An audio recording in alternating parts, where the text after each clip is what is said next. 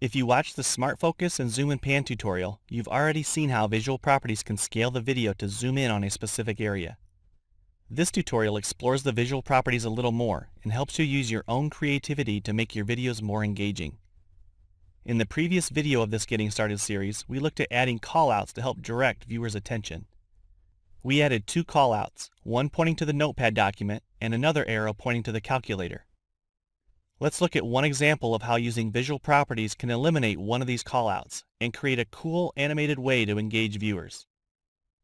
First, let's select and delete this second arrow callout, since we'll only need one for this example. Next, select this arrow callout and make sure to position the playhead somewhere in the middle so it appears on the canvas. This next step is pretty important and often the cause of animations that don't work correctly. Before adding an animation, choose a starting point for the arrow. I'm going to drag it outside of the viewing area on the canvas to start.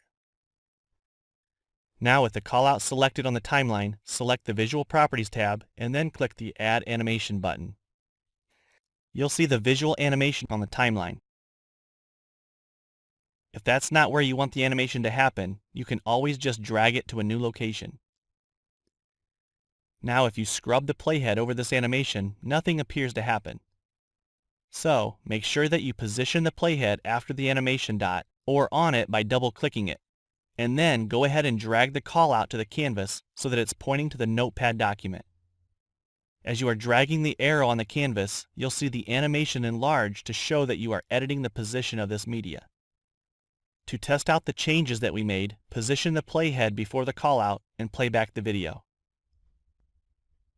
Pretty cool, right? Now, it gets even cooler.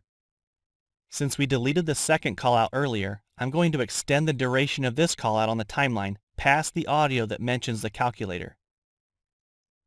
I'll then position the playhead at the start of this new audio and add a new animation.